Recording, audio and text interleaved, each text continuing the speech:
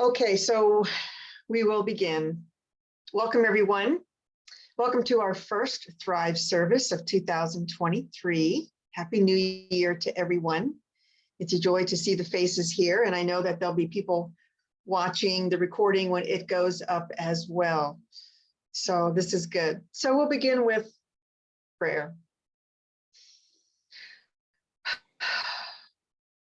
I welcome this moment. I welcome this moment in the light and the breath that is new of this new year, and even the full moon that is coming into view. And I know that each person here tonight is here by divine appointment. There are no accidents when people come together. In the beginning of the year, we think of manifesting the year ahead, and that will be the topic this evening.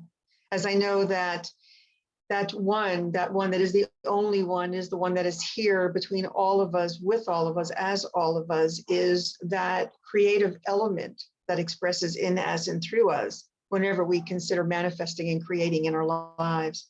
And so we know that that is present with us here tonight. We call it in consciously as we discuss this topic, and know that it is good and very good. And I know it is welcome. And so it is. So, okay. So there, I have two people in the waiting room. Just a moment. Joanne and Susan. Okay, very good. A few more people, good for discussion. So tonight I wanted to talk about manifesting for the new year. And I think that's going to be exciting. When the new year starts, and the title of it was Manifesting Your Year for You. When the year starts, we always hear about making goals or making resolutions. Thank you. And for a lot of people, they might claim that, that they know what they want to do and they'll make their New Year's resolutions. And then sometimes they just end up fizzling out by the end of January. And I saw a funny commercial about people making goals for the gym, and our local gym down the street was going to have an open day for New Year's resolutions to come into the gym. And then by the end of the week on Friday, they were going to have everybody crossing their name. The list would be open for people to cross their names off because they'd had already fizzled out. So it was going to last about 5 days, and that was it. But this really is not about goals and resolutions for the new year. This is about really seriously manifesting the year that you want for you. I love Ernest Holmes, I love Thomas Troward, I love Joel Goldsmith, and I love Neville Goddard. And they all have something very good in common about manifesting and creating. And so some of us have this little book, The Law and the Promise by Neville Goddard. And I have to say that I read this book and I fell into it and couldn't get my eyes out of it. I'd read things by Neville Goddard in the past, but somehow this was the right moment for this little book. So I just dove right into it. And it has renewed my understanding and just kind of revived creating and an image of creating that I want to do. And why is that? Well, what's different about Neville Goddard and what he teaches compared to Ernest Holmes in Science of Mind? And actually, there's not much that's different at all, but there is something distinctive actually about Neville Goddard. Now, Neville Goddard gives you the law of imaging, which creates reality. That's his term for it. Imaging or imagining is causation. And what we can imagine and play out in our imagination will have a physical effect in our outer lives. Ernest Holmes, the founder of Science of Mind, teaches from the law of correspondence. Our mental equivalent, what's in our thought and our consciousness, our subconscious, will correspond with what's created in our outer lives, that mental equivalent of what we desire and what we will be establishing in the physical. Thomas Troward uses the term spiritual prototype. I like his way of describing things too. What's in the physical is always created first in the spiritual, in the unseen. And actually, all of these men are saying the same thing. Things are happening in mind, in spirit, in consciousness first before it forms in the outer world. And each of these men just kind of put their own spin or interpretation on the process. I found some wonderful quotes that I want to share to start with. From Ernest Holmes, Love and Law, we know we have a creative mind within us which will receive the impress of our thought and build our body. Our creative mind is our share of the universal creative mind. And whatever is true about you is universally true. Whatever is universally true of that higher mind must also be true about you. Now, this mind is infinite intelligence, infinite creative power, and receptivity. Therefore, we are. From Fenwick Holmes, from The Law of Mind and Action, that the one law supreme to this system of life is the law of cause and effect. As a man thinketh in his heart, so he is. It is the basis of the law of correspondence. It is the activity of creative mind, neither good nor bad, by which we create our own heaven or our own hell. From the Science of Mind textbook, creation is the play of life upon itself. Through divine self-imagination, spirit must create in order to be expressed. Spirit, life, soul, substance, law, and unity are all coexistent and co-eternal with each other. The only thing that changes is form. Spirit makes things out of itself by becoming the thing it makes. From Thomas Troward, unless we are consciously operating upon the plane of the absolute, we are not employing the creative power of our thought. The simplest practical method of gaining the habit of thinking in this manner is to conceive the existence in the spiritual world of a spiritual prototype of every existing thing, which becomes the root of the corresponding external existence. Now, here's a quote from Daniel Scranton. Does anybody else know who Daniel Scranton is? Okay.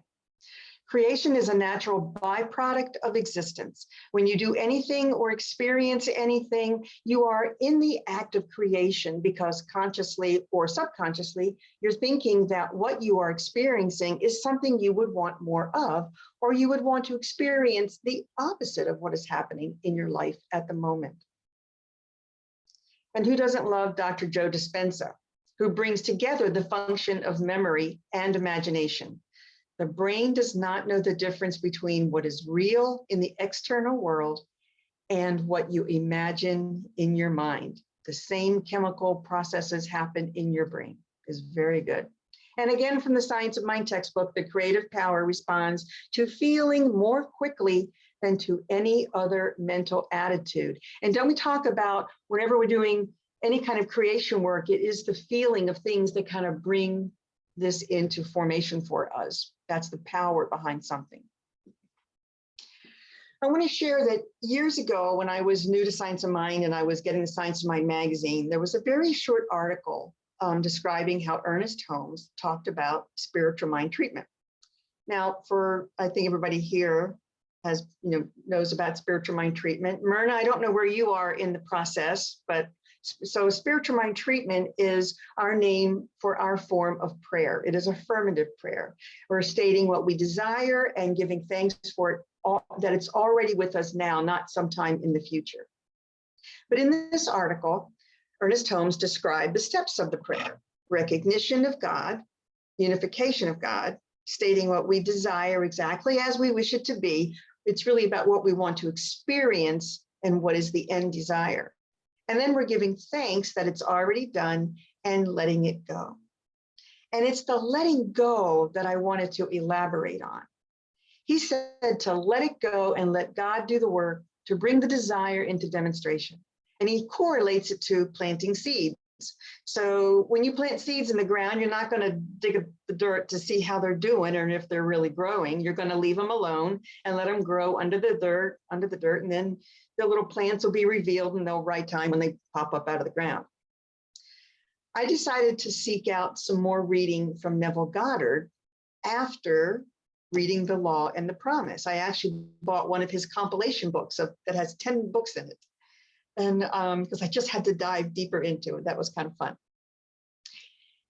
He has a process to learn of, in his learning to create process of imaging and creating. And his process is called the Four Mighty Ones. Has anyone ever read about this before? So the Four Mighty Ones, they're based on characters in the Bible, but he uses this as a means to get your desired end for creation. He compares the Four Mighty Ones to the four most important characters in the production of a play. And they are the producer, the author, the director, and the actor.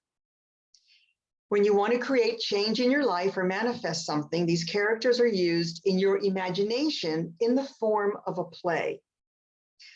The producer's function is to suggest the theme of the play. So what is it that you want to create or change in your life? You make the statement, and that becomes the theme of your play. Kind of like our purpose for our treatment.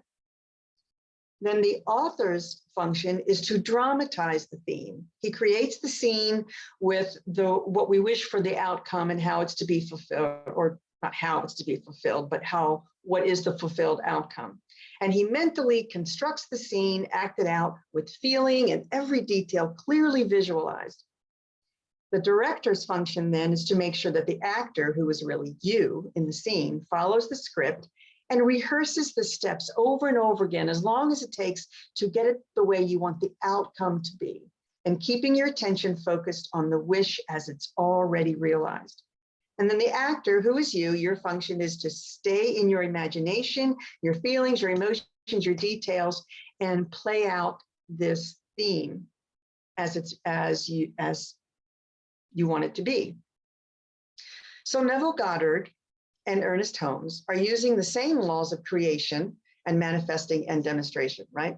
The difference being that Ernest Holmes gives a mental directive with feeling. Thought plus feeling equals the demonstration, is how I was taught.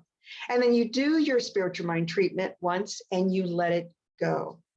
Let God figure out the rest, but you let it go.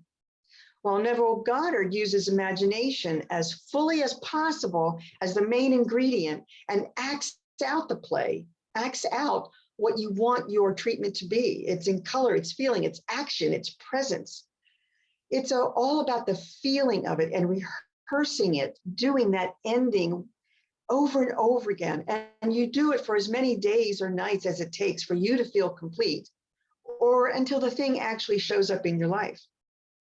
But like Holmes, it's only the outcome that's really imagined and rehearsed, not how the details come together to make it happen. Now, whether you're a fan of Ernest Holmes or a fan of Neville Goddard or both, the emphasis is still happening on creating from a personal desire and the fact that we are very creative beings, and we have a really strong ability to do this in all areas of our lives. It's the law of correspondence, universal law, spiritual law, the mental equivalent, the spiritual prototype, cause and effect, all of that. And we put it into that field, into the quantum field. Myrna, this is the metaphysics right here. You're asking about metaphysics. We put it into that field through thought and imagination, feelings, and the universe brings it into form for us. The universe, God, that creator essence, is what brings the details and makes it happen, makes it come together. It's where we can say where energy goes, where our thought goes, energy flows, where our attention goes, energy flows, where imagination goes, energy flows. You can even say, Neville Goddard will tell you that where our assumptions, energy goes. Both men stress giving your desired outcome a very strong, full intention, meaning, strength, and significance. Have you ever heard the phrase, the universe abhors a vacuum? If you don't create a space in your life that's become empty, then the universe will fill it for you. And don't forget that the universe will also create some unhappy or negative ideas or things if that's what's going on in your head and you haven't been conscious about that. So why not take charge of it in a very proactive way and create the positive change and desire that you want for your life as you go forward into 2023, into this new year. This little book, The Law and the Promise, was fascinating. And it's filled with examples of people creating change through the imagination with their intention.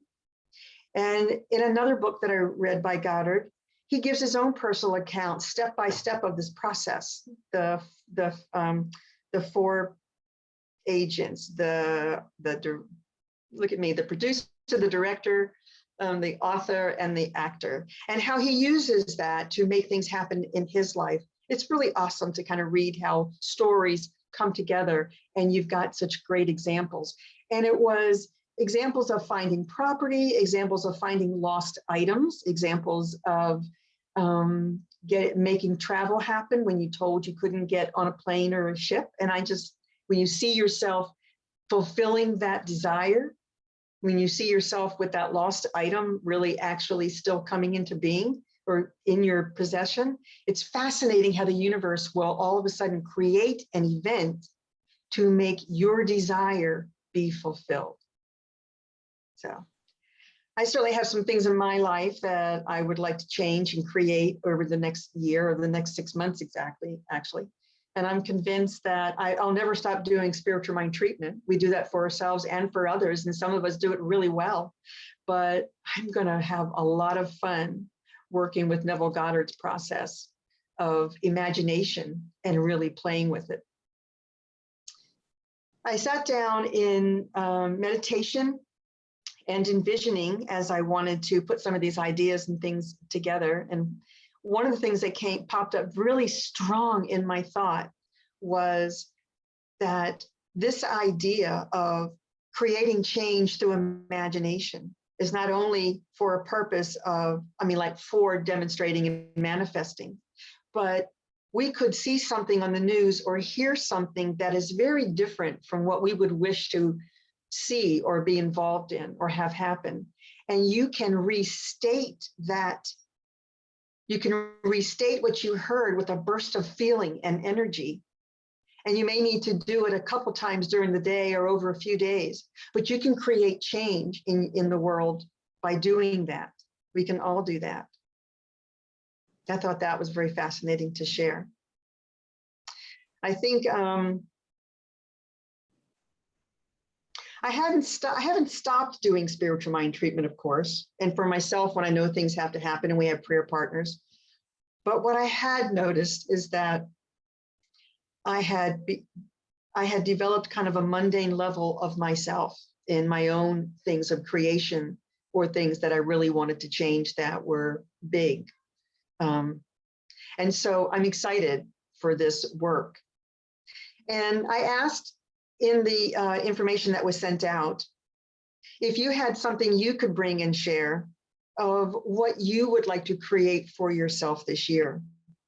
This is kind of a different process. And how would you use that? And how would you think that would be? But I'll open this now for any comments that you'd like to share. And then we can talk about what you'd like to manifest for the year. Go ahead, Katie. Lynn, can you repeat that question one more time? How you phrased it? Yes. I had asked. You can go ahead. If you'll mute, Kevin. Sorry. So I had asked, what is it that you would like to manifest? The theme of this was, how would you like to manifest your year for you? So I'm going to open this for comments, but is there something that you would like to manifest for the year for you, or anything specific during this year? And would this be a process that you could see yourself doing? Okay. Thank you. Go ahead, Katie. So I have a question. Sorry about this, but Mike came in he was leaving and asking me a couple questions right when you were going over producer, director, author, actor. Would you mind just very quickly running through those again so I can have a little more clarity? Sure, no problem. Yeah, thank you. Yes. So It is called The Four Mighty Ones. And he compares these four mighty ones to four important characters in the production of a play. It's the producer, the author, the director, and the actor. So the producer's function is to suggest the theme of the play. What is it that you want to create or change? It's the statement or the theme of the play. If you compared it to spiritual mind treatment, it would be the purpose of the treatment. What is it that you want to experience? What would be the outcome that you want? Then the author's function is to dramatize the theme. He creates the scene with the wish or the outcome already fulfilled. He mentally constructs the scene, acted out with feeling, every detail, and clearly visualized. Then the director's function makes sure that the actor follows the script. Now you're going to be the actor, and the director has you rehearsing the steps over and over again. So you may have a scene, you know, where you're doing a particular action, and that part of your mind who's being the director may feel like you need to do it over again. You know, it's just like in a regular action in a movie or a play. Do it over again, rehearse it over again. So that is the director's function. Keep the attention focused on what you wish to have realized. And then the actor is you, of course, and you are staying in your imagination, your strong feelings, your emotions, staying with the details as you act out this play. And you're going to do it for every day and for a week or a few weeks, as long as you feel that you need to continue it. You do it until you feel complete or until it actually comes into your life.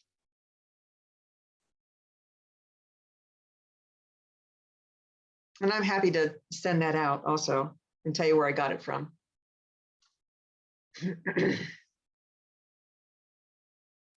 So was that, did you get that? Good, okay.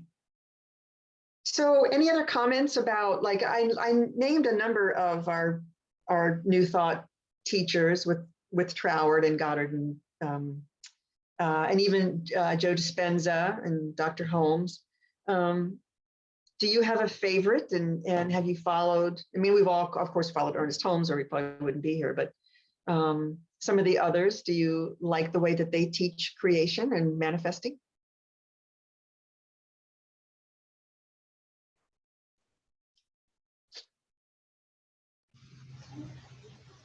Yeah. Unmuted. Sorry about the delayed reaction for sound. For me, still, I am following the ones that have actually passed already. Louise Hay is huge for me. Yeah. Mm-hmm. And so is Sue Ellen, help me out here. Just drew a blank. Gentleman died. He had written books. Wayne Dyer? Yes. Is it Wayne Dyer? Thank you. Thanks, Katie. So those two are two of my big ones that just popped into my head. Ilana Van Zandt, also, who is still, of course, among the living, is another one that I like. Excellent names. Yes. Kevin, who did you just say? Ileana Van Zandt. Oh, Ilana Van Zandt? Thank you. Yeah.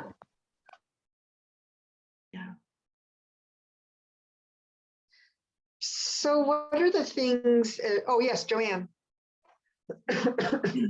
So I had to go get it off my bookshelf, but this is one that Greg Braden wrote, The Isaiah Effect. Yes. And I felt that really coincided with what we are discussing tonight, using that the feelings, your emotions is your main impetus to to create. So, so I went and got my copy so people could see. Oh, thank you. Yeah.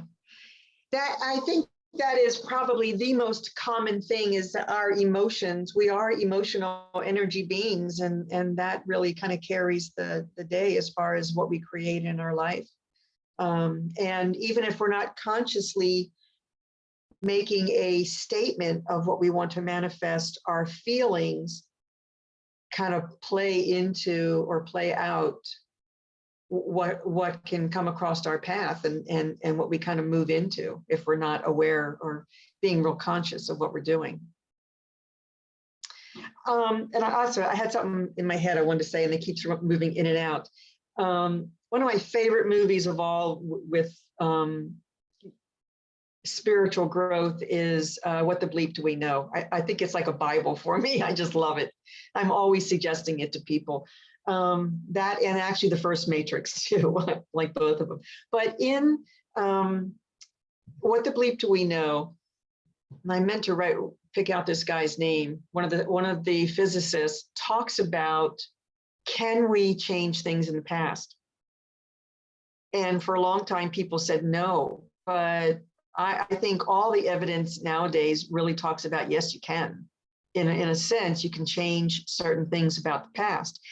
And in stuff I've read about journaling for healing, there are, like when you have medical trauma, you can journal about the healing of that, and even go backwards in some things as you journal of how you wanted it to be. Abraham talks about rewriting your story as you would have wanted things to be. And Neville Goddard, somewhere, and I read it in the last couple days, also talks about you can reimagine and revision an event from the past to have something healed or forgiven, and make a change in that way emotionally, and that's also quite effective. So we can make those changes. I think that's fascinating to learn all of that stuff. I think we're not just energy beings. We are almost like, well, we are multidimensional beings, and almost like a kaleidoscope in some respects. And I think as we get further into some of that kind of dimensional work and understanding, I worked with a lady who talked about that for a couple of years. We're more like dimensional kaleidoscope beings, so we can move in and out. Our training as humans in this third dimensional reality tells us we can't do that for a whole lot of reasons. They don't want us to know we can do that. But once you kind of get that framework loosened from your consciousness, we can move and we can affect things in different ways and different areas. So I love that stuff. So what are some things you'd like to create this year? I want to back up for a minute and play on your words about changing the past. If we only have now, why can't we change the past? If everything is now, then the past is now also. The future is now. Why wouldn't we be able to change the past? Because it's now. Yeah. And in your What the Bleep, I'm thinking of all the basketballs bouncing and all the possibilities bouncing out there. And if I think we buy into our humanness so much that we buy into the linear timeline that we live with on this plane, that we don't believe so much in now as the only time there is. So changing it, it's this play that we're creating. The play would work back if we were doing the play back in the past, Yeah. as well. The key with it is it may be harder to change the past because you have all those other people's that have already behaved some way and you've observed that. Where if you're playing in the future, you can make them be whatever it is you want to be. On the other hand, back years ago when we were doing psychodrama, we would have one person play somebody's mother if they were having a relationship issue. And then it would be, the person would say, well, now how would you want that mother to treat you? And back that up and do it differently as if it were a play. Mm-hmm. The whole thing, the drama part of psychodrama would play out according to the patient's desire to have it be different. So why can't we? I mean, I think we can. I agree. Yes. And it's funny that when you started your question, I realized that for a long time, I mean, I have loved the idea of vertical time since I first heard about it. Everything is now. And nobody else that I hung out with thought, they just thought that was a crazy idea because everything is linear in our teaching. But I always thought about, everything's now. I can start to create the future. I never thought about, in that respect, the way you stated it. I hadn't thought about that before. But it is funny that more and more people now talk about changing the past when it was never discussed, or at least not, I didn't hear it discussed, like it is now. But the way you describe that, if we are in vertical time, everything is now. So the past is now as well as the future. It's all here. Makes perfect sense. Well, and it makes past life regressions that it's like, well, it's all now anyway. Why can't we? We're all one. So technically, could I not past life regress into Kevin's life or into Jack's life? And, because we're all one in the first place. Yes. And there's only now. Right. So I could also future life. Would that be aggress? Progress into somebody's life as well. I love that. You're welcome in mine. Bring it on.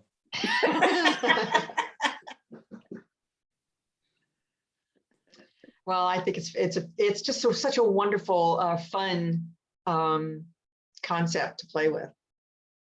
Yeah. Lynn, I was going to ask you if you've used this, like this, this idea, of like the producer, the author, the director and the actor, if you've used it yet, because I've been sitting here going, like your question of how would you use this? I'm like just at the very, have you done it yet? Have you done it with the imagination and I finished the book yesterday, okay. So I finished the book yesterday morning, and I ordered the big compilation book yesterday afternoon and started reading it to get more. I feel like I did it, Katie. I felt like I've done this. I really wanted to go visit my friends in Cuba in this one town, Cienfuegos.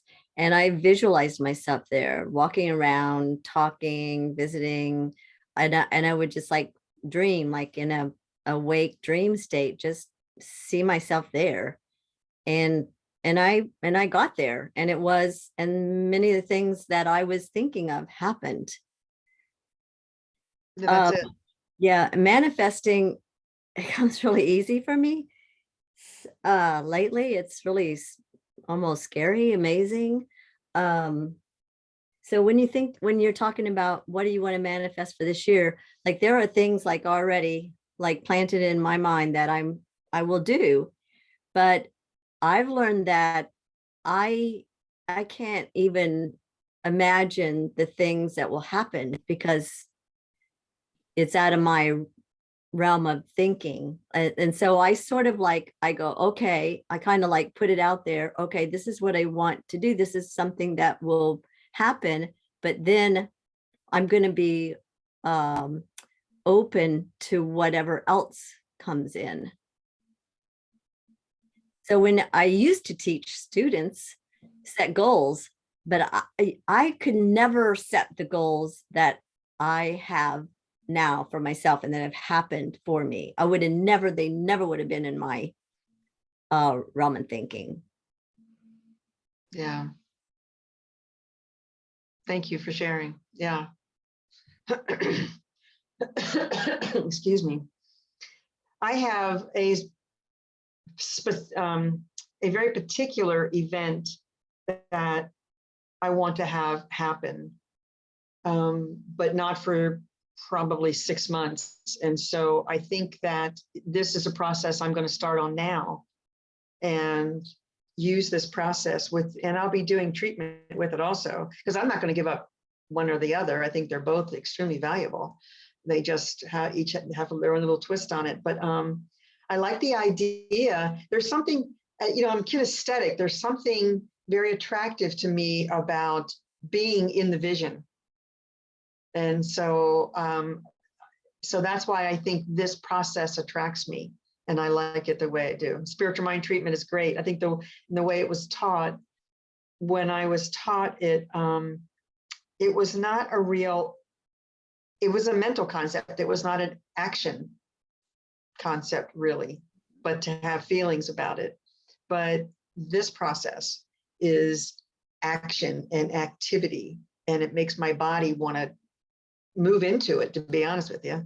So I'm gonna work with that I'm probably gonna add it to a lot of things this year as I go forward, but I have one main specific thing with my brother that I need to do, that I want to do, and where I want him to end up. He's been diagnosed with Alzheimer's, and so I'm going to use that to work with his residents.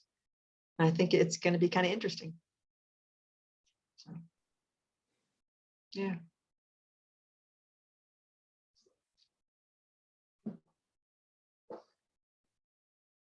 So, any other comments or thoughts about all this stuff? Yes. So just to clarify, I've worked in the past with the idea of being the producer in the theater production and all of that, and being the actor of my own stage play. And it does work out very well. As far as changing the past, and I'm saying this because of the people that may be listening to this in the future on the recording, we're not trying to change tangible things that have happened in the past. We can't go back and make the towers not fall. We can't go back and change how somebody has passed away from whatever, cancer or something else in the past. It's how we respond either in the moment then, that we can change our perspective by going back and changing, by re-examining the good that may have come out of the bad situation. And also, I feel that I can change the past by how I look back on it, finding the good that happened. And there was good that I found in the towers falling when I was in New York City that week. I was visiting and all that. I've told some of you about that before. Yeah. And working through it so that now I can look back on it as a memory without all the pain and suffering that may have been along with it. And also, I don't have to spend time in the present moment worrying about the past or trying to change the past. It helps me to be more at ease and reflective on what my current situation is, and the fact that I'm grateful that I'm here through all the things that I have, quote unquote, survived in the past, to still be here now, and reflective on what is coming at me, which is more important, the moment now and what's coming in the moments to come. The past is done. I can change my perspective around them so that they become happier memories, or not as traumatic, or that I don't want to lay blame on something that's happening to me today because it's something that happened to me 20 years ago. So in that respect, I think that's what is important, to make it clear that we're changing the past of how we look at it from a personal perspective. We can't change the things that have already happened, and we can't change them necessarily for other people. It's only clearly our own perspective. done. I had a counselor once say, like when something traumatic happened to me and I was just upset, crying about it. He said, yes, but what divine thing happened? And there always is. There's always something divine that like came out of it. And so in that essence, nothing bad happens. Mhm. That's right. And that's not saying it's not painful and negative, but it's what we can hold on to that makes it less painful as a memory. You know, because no matter how I slice it, something really traumatic like the towers falling will always be a point for me. And there's other major things in my life that have happened the last 50 years, 60, almost 60 years. But it's how we choose to look at them. Most people would think that passing of a parent in your arms is going to be very traumatic and painful and hard to deal with. And at the same time, for myself, I found it to be very almost joyful because I knew I was fulfilling my promise to my parent, my mom, and my dad too, for that matter, because I had both of that with them. And I wouldn't trade it for the world. In a meeting once in one of our gatherings, somebody said the most joyful moment that you can come up with up to this point. And my mom was still alive at that point. And I said, being there for my father when he made his transition and went to pure spirit. And a lot of the people in the group didn't understand how I could feel that that was one of my most happiest and joyful moments in my life. But it truly was. Obviously, I don't have children, so the birth of a child for me directly, my sister's kids being born was great, but for my personal thing, you know, being there for my dad when he died was amazing. And it was like the most joyful moment that I can relate to. Now it's with my mom also, of course, but it's all how you choose to categorize it, I guess, look at it, Yeah. create the memory around it, or recreate the memories, which is what I think we were discussing when I say changing the past is how we recreate something of what happened in the past so that it's not as harsh or painful as it was in the moment. I think, you know, there are so many elements dimensionally about how we see things different dimensionally on depending on our education and what we've kind of played with and seen. And so I understand. And so I like the way you expressed that. I also like the way Sue Ellen expressed the past as well, and the way Myrna joined in. And there is a part of me that has also learned that you can work with timelines, and you can work with not only perception, but with events in certain ways, and that can be very satisfying and healing for us. And I think so. It depends on kind of where we are and what we want to experience in that because in truth, anything's possible if we allow our minds to be open, you know, about spiritually about some of this stuff. So, and maybe for each of us, it depends on what it is that we want to go back into, and what do we want to do with it. So I like how each of us, you know, have expressed this, have talked about what would be important for us and how it would look for us, and what the possibilities are also too. Yeah. And so even if we say the past, when that physicist in What the Bleep Do We Know said that, he made it sound like, oh my God, it's open. You could do anything, you know, in just his little couple minutes of blip that they gave each one of those scientists. He made it, he like opened a little doorway for me that, oh my God, anything's possible, and I'm going to go with it. And so I like that. But it's unique for each of us, for sure. So, and I think that's kind of the fun thing about spirit and about consciousness. So.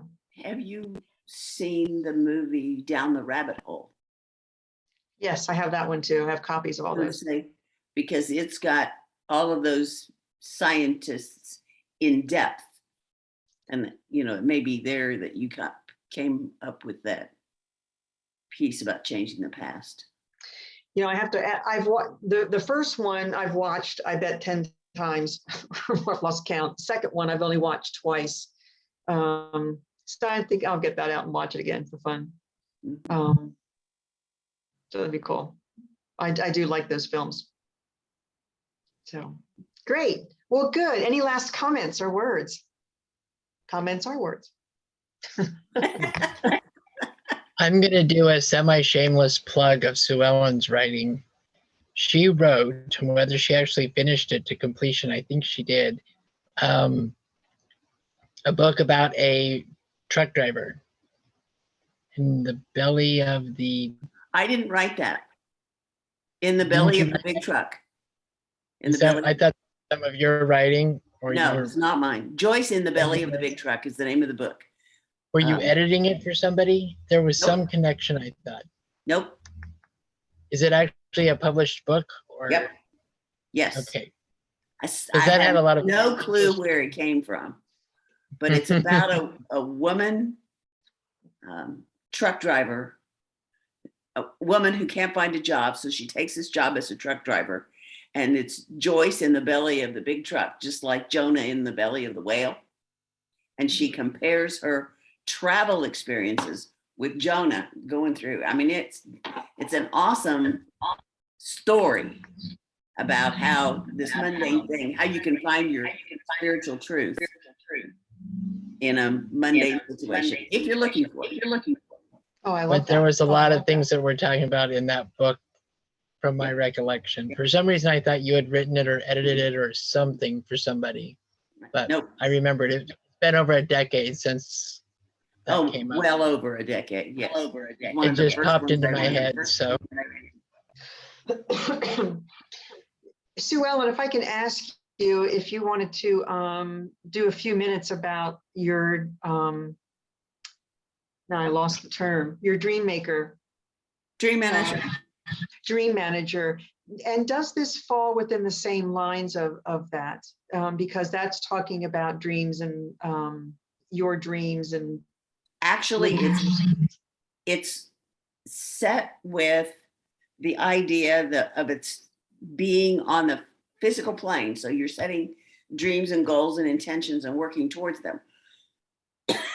The advantage to this particular program, though, is that it wants you to come at it from a full, healthy point of view. So there, it touches on the physical, the emotional, the spiritual, and the intellectual sides of whatever it is that you're doing.